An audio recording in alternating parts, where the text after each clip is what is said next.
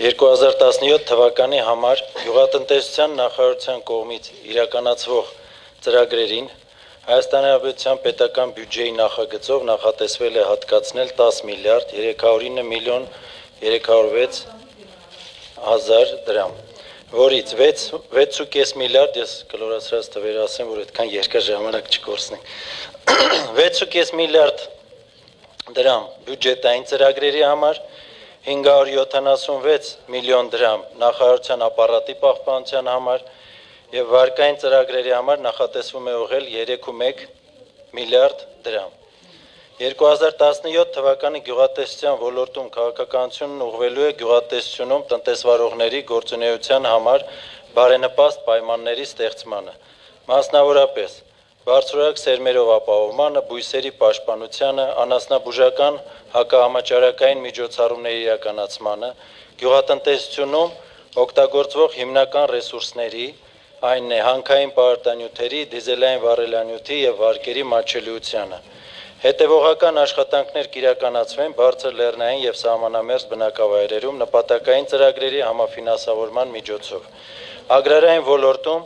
տարբեր տնտեսվարման ձևեր զարգացման, բնական ռեսուրսների արդյունավետ օգտագործման ուղղությամբ։ Ընդհանուր առմամբ 2017 թվականի պետական բյուջեի նախագծով նախատեսվում է իրականացնել գյուղատնտեսության ոլորտի կայունությունն ապահովող հետևյալ ծրագրերը. Գյուղատնտեսության նախարարի եւ նախարարության աշխատակազմի պահպանման ծախսերի իրականացման համար արդեն նշել է 576 միլիոն դրամ։ Ես կարող եմ անցնել ըստ ամեն տողի, կարող եմ ընդհանուր առմամբ ասեմ, որ նախորդ 2016 թվականի հատկացված բյուջեի համեմատ մենք ունենք առաջարկել ենք 7% տնտեսում, եթե վերցնենք ապարատը, որի մասին սկսեցի խոսալ 10% տնտեսումը գնելու, միանգամից արձագանքեմ հարցին պարարտանյութերի հետ կապված 650 միլիոն նվազումը գոյացել է այս տարի արդեն, ելնելով նրանից, որ տենդերի անցկացման արդյունքում գների նվազեցում է գնացել։ Իսկ պարարտանյութի քանակը որպես այդպեսին չի նվազում։ Բայց դուք այնուամենայնիվ ճիշտ եք, մեխանիզմը լավը չի, մենք համաձայն ենք դրա հետ, քննարկվում է մեխանիզմի փոփոխության հարցը, ուղղակի սեղմ ժամկետներից ելնելով այսօր պատրաստ չենք նոր մեխանիզմը բերենք քննարկման կամ առաջարկենք բյուջեին փոփոխություն տալ, բայց անպայման ինքը պետք է փոփոխվի, ինքը այսօր մենք պարարտանյութը եւ դիզվառելիքը տրամադրում ենք, բայց մեր սուբսիդավորման ուղղությունները պետք է ուղղվեն մեր կարծիքով բիզնեսի զարգացման, գյուղատնտեսության, ասենք ասեմ, ոլորտի զարգացմանը ավելի շատ։ Եվ անպայման կանդրադառնանք, հենց որ պատրաստ կլինենք, մենք քննարկում ենք անպատասխան ազգային ժողովում հանձնաժողովի հետ, բոլոր անդամների հետ այդ հարցերը նորից կքննարկենք եւ երբ որ պատրաստ կլինենք, անպայման կներկայացնենք քննարկմանը։ Երևի թե որպեսզի ես չգիտեմ, եթե կարիք կա, ես կարող եմ տող անցնել, հիմնական տվյալները ասվել է, եթե հարցեր կա, երևի պատասխանեմ ձեր հարցերին։ Խնդրեմ, պարոն Ալեքսանյան, քանի որ ձեր հարցին անդրադարձել եմ, ավարտեմ, էլի։ Պարոն նախարար, ես հասկանում եմ, որ այսօր պետական միջոցները, եթե տասնապատկվել գյուղատնտեսության համար հերիք չի անի, որտեղ գլոբալ այն հիմնական փոփոխությունների համար իրոք շատ բան է պետք։ Բայց քանի որ բյուջեն նաև քաղաքական փաստաթուղթ է,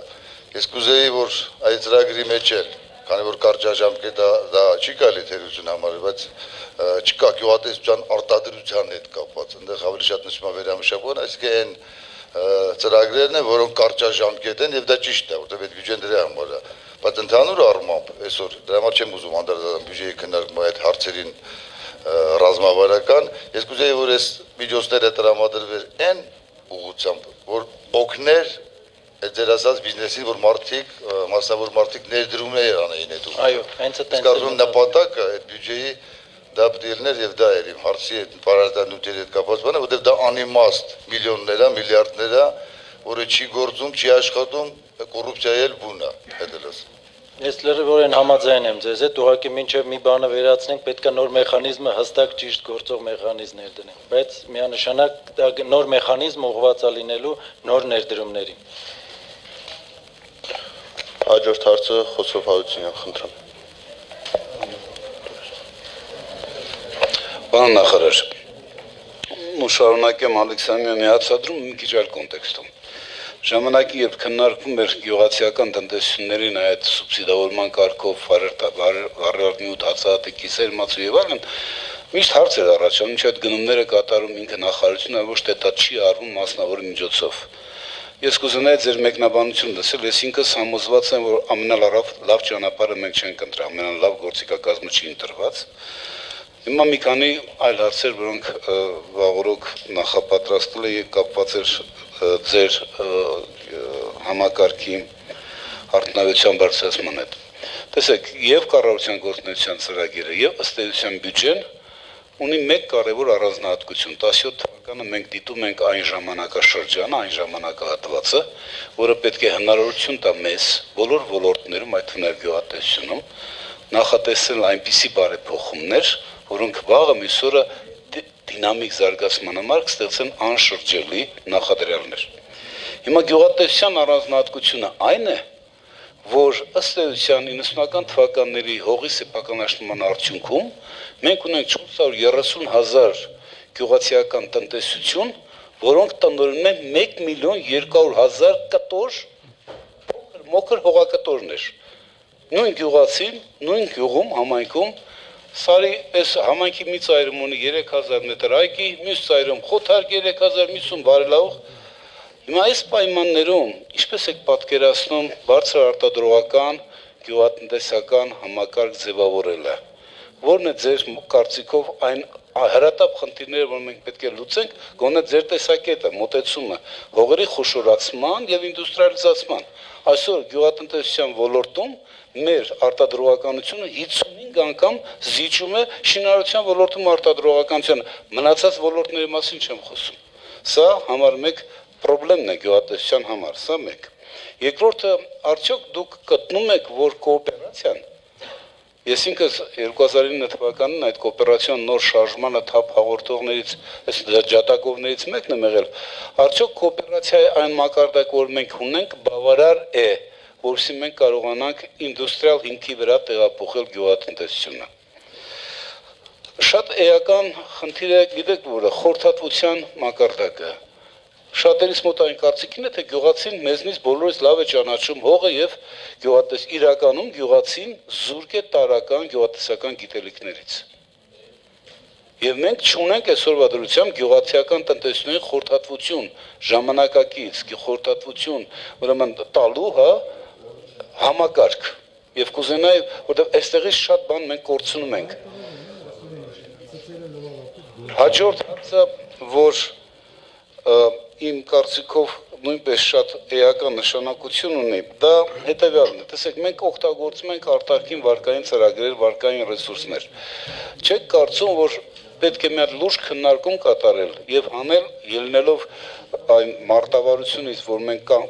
որ ունենք մենք գյուղատնտեսության արժեվ, այն գերակա ուղղությունները, որոնք խիստ անհրաժեշտ են եւ վարկային ռեսուրսները ներգրավել հենց այդ ուղղություններով։ Սա դարձնել հանրային, այդ թվում նաեւ ներգրավելով գյուղացիական կոոպերացիաներին այս քննարկումների մեջ։ Եվ վերջին հարցս վերաբերվում է ռոռոկման ժամանակակից համակարգերի ներդրմանը։ Հասկանալի է, եթե մենք կարողանանք կաթիլային համակարգը ներդնել, ապա դա ոչ միայն ջրի խնայողությանն է բերում, հետաբար եւ ռեսուրսների արդյունավետ օգտագործմանը, այլ նաեւ հնարավորություն է տալիս գյուղատնտեսական շրջանառության մեջ ներգրավել նոր հողատեսկեր, մեծ թեկության վրա, որոնք առ այսօր երբևէ չեն օգտագործվել։ Կուզենայի ձեր մեկնաբանությունները լսել։ Շնորհակալ եմ։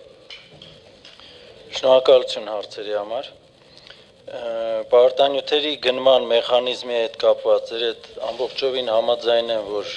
այնտեղ պետքա վերանայել եւ համոզված եմ, եթե մենք նոր մեխանիզմը ներդնենք, պարտանյութի շուկան ինքը կդառնա ավելի դեմոկրատ եւ ավելի էժան գներ կլինեն Հայաստանում։ Երկրորդը հողերի օգտագործելիության համար դա շատ բարդ հարց ու իմ համար գերակա հարց է այսօր, որտեղ առանց այդ հողերի օգտագործելիությունը բարձրացնելու մենք չենք կարողանալ բարձրացնենք գյուղատնտեսության արդյունավետությունը եւ արդյունաբերությունը ընդհանրապես։ Այստեղ կա մի քանի ուղղություններ։ Ես ստացել եմ հանձնարարություն վարչապետի կողմից, որպեսզի առաջարկ անեմ, թե որն է ուղղությունը իրադրվելու է նորից քննարկման, մենք քննարկելու ենք անպայման հանձնաժողովում գյուղատնտեսության հարցերի գծով։ Մի քանիսը կան, սկսած նրանից, որ համաձայն գործող օրենքի կիրառել այդ օրենքը, բոլորը գիտեն այդ օրենքի մասին, ուղղակի օրենքը չի կիրառվում։ Երկրորդը, որ կարելի է վերցնել վարձակալության եւ տալ ենթավարձակալության արդեն խոշորացված ձևով, եւ երրորդը բարձրացնել հողի հարկի դրույքաչափը այն հողերի համար, որոնք չեն օգտագործում, բայց այդ երեք դեպքերի համար կան շատ տեխնիկական հարցեր, սոցիալական, կիրառման եւ ներդրման։ Դրա մասին մենք քննարկում ենք, հենց որ պատրաստ կլինենք, անպայման կներկայացնենք։ Կոոպերացիայի մակարդակը չի բավարարում, այսօր գյուղատնտեսության նախարարության կից հասարակական խորհրդում այդ հարցը քննարկվել է, մասնագետները, որոնք եղել են հիմքում, ներկայացրել են հարցերը եւ այսօր թե կա օրենքում խնդիրներ եւ հատուկ քննարկում է լինելու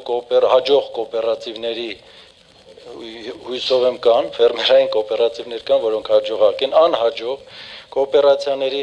բայց ամենակարևորը ըստեղ մեր ֆերմերների գաղափարախոսությունը։ Իրանք ուզում են միակ կոոպերացիան ինչ է, երբ որ մի քանի ֆերմեր իր այդ մի գաղափարի շուրջ պայմանավորվում են եւ դուրս են գալիս շուկա։